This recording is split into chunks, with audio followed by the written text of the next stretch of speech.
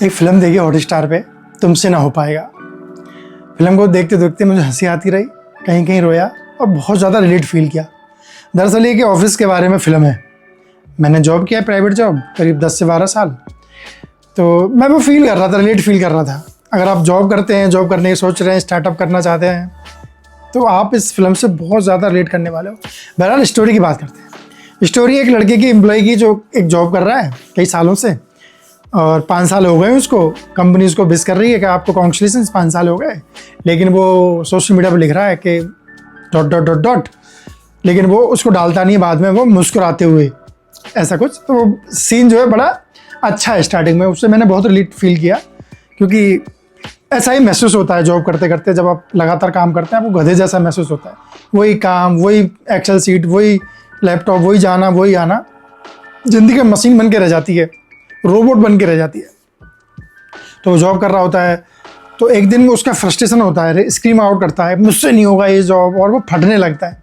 तो इस बात को, स्क्रीम आउट को, उसका वॉशरूम में उसका बॉस देख लेता है। बॉस उसको ऑफिस में आने के लिए कहता है। वो ऑफिस में जाता है, ऑफिस में उससे पूछता है तुम्हें जॉब नहीं करना है क्या? तो वो कहता है कि जो मुझे पसंद है वो आपको पसंद नहीं है, जो आपको पसंद है मुझे पसंद नहीं है। इस पसंद में मेरा पसंद ही खो गई है, मेरी दिलचस्पी खो गई है, मेरा मन ही नहीं लग रहा, एक ही काम को करते जा रहा हूँ, मैं बोर हो रहा हूँ।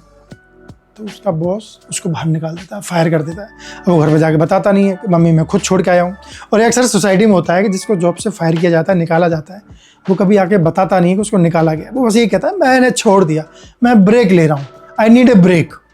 तो इस तरह का काम वो भी करता है। बस धीरे धीरे सोसाइटी को पता चल ही जाता है कि नौकरी इसकी जा चुकी है। तो सोसाइटी वाले ताने कसरे होते हैं। और एक आंटी होती है सोसाइटी में, तो उसमें भी एक अनु आंटी है जो लगातार ताने मारती रहती है। और अनु आंटी का बेटा सोसाइटी का नॉर्म्स में सो कॉल्ड सबसे डिजायरेबल, वेल नाइस लड़का है, जो लड़कियों को भी पसंद आता है, टीचर्स को भी पसंद आता है, सोसाइटी वालों को भी पसंद आता है, क्योंकि उसकी एक अच्छी जॉब है। और वो स्कूल में भी बहुत अच्छा था, स्पोर्ट्स में भी अच्छा था, और एकेडमिक्स में भी बहुत अच्छा था जी। तो कहानी आगे बढ़ती है। हीरो जो है, लड़का खाना खा रहा होता है, तो माँ से कहता है माँ आपके हाथ में क्या जादू है, खाना कभी अच्छा ना लगे ऐसा हो ही नहीं सकता, हमेशा अच्छा लगता है। तो माँ कहती है इसमें तो माँ का हाथ का प्यार है, दिल है। तो उसको एक आइडिया आता है स्टार्टअप का कि क्यों ना ऑफिस कॉर्पोरेट में काम कर रहे लोगों को मैं माँ के हाथ का खाना खिलाऊं, माँ का प्यार मिले। और यहीं से वो प्रयोग करता है, टिफ़िन डालना, डिब्बा डालना, भेजना शुरू करता है। 20 डिब्बे पहले वो भेजता है, लोगों को बहुत पसंद आते हैं, वो और डिमांड करते हैं, 50 डिब्बे हो जाते हैं। तो फिर वो स्केल करना चाहता है, फिर वो भी बहुत अच्छा चल जाता है। उसमें वो उसका एक दोस्त पार्टनर बन जाता है, उससे भी जॉब छुड़वा देता है। फिर उनको इन्वेस्टर्स की ज़रूरत महसूस होती है, इन्वेस्टर्स के पास जाते हैं। जैसे इन्वेस्टर्स के पास जाते हैं, यहाँ दिक्कत खड़ी हो जाती है। इन्वेस्टर्स को चाहिए मुनाफा, वो भी 10-20% नहीं, 50%, 60% चाहिए। तो जैसे ही उनको मुनाफा चाहिए 50%, तो बल्क में खाना प्रोड्यूस होना चाहिए, फूड प्रोड्यूस होना चाहिए। तो उन्होंने माओ को उठा दिया और एक सेंट्रलाइज्ड किचन बनाई। किचन में शेफ लाई गए। जैसे ही ये काम किया तो लोगों को खाने में टेस्ट नहीं आ रहा है टेस्ट। तो उन्होंने टिफ़िन बंद कर दिया, ऑर्डर जो है कैंसिल करने लगे। तो ग्राफ जो है गिरने लगा। तो ये टेंशन हो गई, क्योंकि उसका मोटो भी यही था कि माँ के हाथ का खाना खिलाना है। तो ये प्रयोग खराब हुआ। अब वो इन्वेस्टर के पास वापस जाते हैं कि हम ये सब नहीं करेंगे, ये सब बंद करें। बोला नहीं, ये सब करना है, मैं इमोशंस में मत बहो, प्रॉफिट चाहिए। तो वो कहते हैं हम आपका पैसा दे देंगे। बोला मुझे आज का पैसा चाहिए, आज की वैल्यू पे, कंपनी की जो आज वैल्यू है। तो भैया मामला फंस जाता है और तगड़मबाजी करके वो जेल भिजवा देता है इन दोनों फाउंडर्स को। सड़क पे आ जाते हैं, घर पे रहते हैं, रोना पीटना होता है थोड़ा बहुत। तो फिर उसकी माँ जो है लड़के को देख नहीं पाती है, वो वापस से जॉब भी ज्वाइन कर लेता है एक, पर वो खुश नहीं है ना। तो उसकी माँ उसको देख के बड़ी दुखी हो रही है। तो वो भी जॉब करती है, उसकी माँ भी। तो वो जाके अपनी ऑफिस में रेजिग्नेशन देती है, अपनी ग्रेचुटी निकालती है, अपना PF निकालती है और अपने बेटे के हाथ में दे देती है कि तू फिर से अपना स्टार्टअप स्टार्ट कर। माएँ तो ऐसी होती हैं, अपनी सारी ज़िंदगी जीवन बच्चों के लिए दे देती हैं, खुशी के लिए। तो उन्होंने अपनी जमा पूंजी सारी बेटे को दे दी। तो वो फिर से स्टार्ट करता है अपनी शर्तों पे, और फिर से अच्छा चलने लगता है।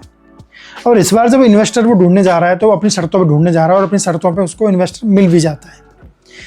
तो ये कहानी है। अंत में क्या होता है कि ये इतने सक्सेसफुल फाउंडर बनते हैं कि हार्वर्ड में इनको गेस्ट के तौर पर बुलाया जाता है। एंड गेस व्हाट, हार्वर्ड में जो स्टूडेंट बन के बैठा है, वो लड़का बैठा हुआ जो सोसाइटी का सबसे अच्छा लड़का है in terms of job, salary. तो लाइफ ऐसे चेंज हो जाती है, पैराडाइम शिफ्ट आता है, बड़ा शिफ्ट। तो ये तो है स्टोरी। तो ये एक नोवेल पे बेस्ड है। वरुण अग्रवाल जो है, उन्होंने किताब उपन्यास लिखा था, उस पर ये बेस्ड एक जो है फिल्म है। अब बात करते हैं एक्टिंग की। इशफाक सिंह लीड कैरेक्टर में प्रोटोगनिस्ट है वो, और ऑफिस में जो एम्प्लॉय का रोल है वो भी उन्होंने बहुत अच्छे से किया है। मैंने पूरा रिलेट महसूस किया, उन्होंने अच्छे से अभिनय किया है। एक फ्रस्ट्रेशन, गुस्सा, वो गधे जैसी मजदूरी, गुलाम बन के रहना, बॉस की डांट सुनना, टाइमलाइंस मिलाना, एक्सेल शीट का काम, संडे को भी काम करना, ये सब अच्छे से दिखाया। और उनका एक को फाउंडर का एक स्टार्टअप वाला वो आता है पार्ट, वो भी उन्होंने अच्छे से किया। लीड एक्ट्रेस में है महिमा नाम की, महिमा ने भी अच्छी एक्टिंग की है। उनके भी 2 पार्ट हैं। पहला पार्ट है कि वो इस लड़के के विरुद्ध रहती हैं और उस लड़के के साथ रहती हैं जो सोसाइटी की नॉर्म्स में अच्छा है, लेकिन बाद में धीरे धीरे इनका भी दिल बदलता है और इससे प्यार करने लगती हैं, और बाद में इनके स्टार्टअप में साथ में को फाउंडर भी बन जाती हैं। ठीक है जी, उनका भी अभिनय फिल्म में अच्छा। तीसरा जो कैरेक्टर है गौरव पांडे का है। गौरव पांडे दोस्त बने हैं प्रोटोगनिस्ट के, तो इशफाक सिंह के, उनके भी 2 कैरेक्टर वो हैं रोल के। पहले दोस्ती है, लड़ाई होती है दोस्तों के बीच, इमोशनल ड्रामा होता है, मेलो ड्रामा होता है। फिर वो को फाउंडर के रूप में हैं, जब दोस्त बिजनेस करते हैं तो उनके बीच कभी कभी तकरार भी हो जाती है। जब दोनों जेल में थे तो पैसे के बंटवारे को लेके, कंपनी को कैसे आगे बढ़ाएं उसको लेकर तकरार होती है, बिड़ जाते हैं, लेकिन बाद में वो फिर एक हो जाते हैं। तो इस कैरेक्टर को निभाने में भी गौरव पांडे ने अच्छी भूमिका, अच्छा किरदार, अच्छा अभिनय किया है। तो ये तो एक्टिंग की बात थी लीड कैरेक्टर्स के। माँ के रोल जो हैं, आंटियों के रोल जो हैं, वो भी ठीक ठाक है। एक्टिंग के लेवल पे भी मैं डिसअपॉइंटमेंट फील नहीं करता हूँ। डायरेक्शन जो है अभिषेक सिन्हा ने किया है श्वेता दास के साथ, डायरेक्शन भी अच्छा है।